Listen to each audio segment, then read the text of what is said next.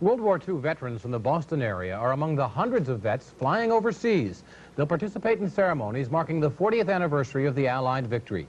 At Logan Airport tonight, Anne Dufresne caught up with Gilda Barr of Mansfield. She's a former Air Force WAC who served in England, France, and Germany. Mrs. Barr was asked if she had any special memories.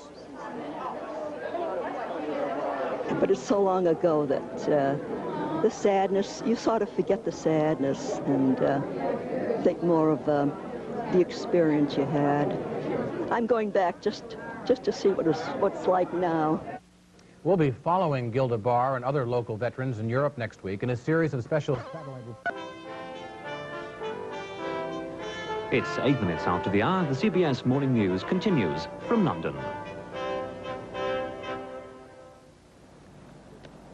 Well, you're looking behind me at the Tower of London. Thousands of people have been locked up there over the years, and Steve Baskerville is now at the tower, but not as a prisoner, everyone, just as a guide. Steve, what do you have for us this morning? Good morning, Phyllis. I'm at a pretty terrific location. This is the Wall Walk, or the walkway, where from this vantage point, I can't see how anybody could ever make a clean getaway from the Tower of London, since at one time, not only was it a palace and a prison, it was also a mighty fort. And there's a lot to see from up here. It spans about 18 acres altogether, and I thought I'd give you a quick tour in a sense of what to expect. Now, one of the places to start could be the White Tower, or the Great Tower it was called. It was built by William I over 900 years ago, and you learn rather quickly that he was very, very serious about calling himself William the Conqueror. Up on top you'll see the coat of arms and the Union flag. In a sense, it is the nation's royal palace now, and on the bottom of that very tower, there was a maximum security, to say the least. They had torture chambers here, not like Beecham Tower that you were looking at.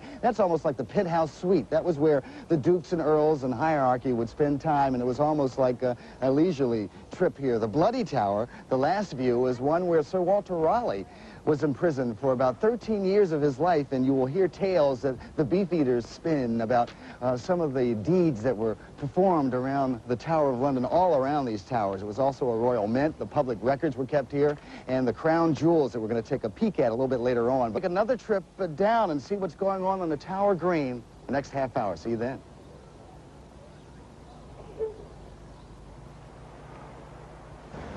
In the center of London, there is a cathedral with a very special meaning. St. Paul's Cathedral.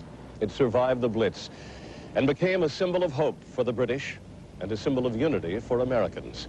More than 300,000 Americans served here during the war, and many have returned for the VE Day anniversary. For them, St. Paul's is a landmark, not so much for the dome, but for something inside.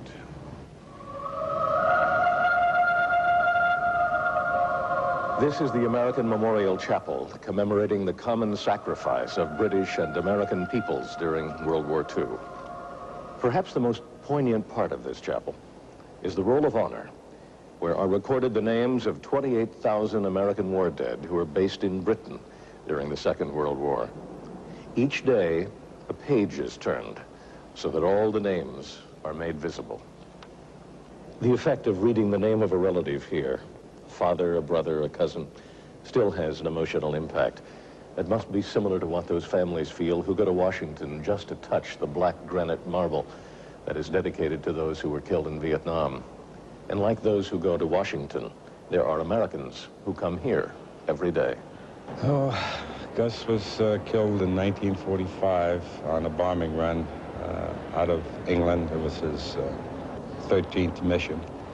And he was killed on January 13, 1945. Julius Skalski comes to the American Chapel every time he comes to London. I was 14 years old at the time. The news came to my home. My mother was home at the time, and Air Force officer came to the house, and I was the one that was home when the door was answered. He was my idol. Not all Americans are returning in sadness. This is Waterloo Station. During the war, GIs crowded in here for a first look at London. 40 years later, it's not a reminder of tragedy. Some call it the best years of their lives. I was having a dream, and there were window cases, but no windows. And Frank Sinatra was kissing me, and I woke up and it was a goat. These 5 women enlisted in the Women's Army Corps over 40 years ago. And for the first time since they left, the WACs are returning to where they were stationed. Is this a part of the great big estate? Yes. It Yes, is? it is, yeah. The big estate used to be here, yes? The big house used to be there. And then it was all burnt down. Yeah. Oh. And then that... And this is where the WACs developed military film, worked in the code room, tracked troop movements via teletype. Oh, this is great. This is marvelous. Just as I remembered it. They played, they said, a small part in serving their country compared to the men who fought. Just to be in uniform, we were very proud, very patriotic. We were far away. All of us were scared to death. It was a wonderful feeling. But to come back and know that no more war,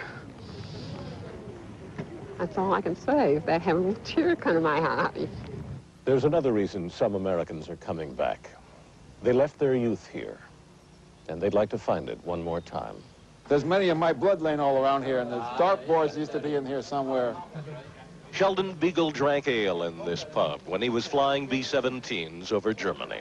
He was a member of the 306th Bombing Division, up in what used to be called 8th Air Force country. Then, he called the village of Thurley home. I just got to relive without the tensions.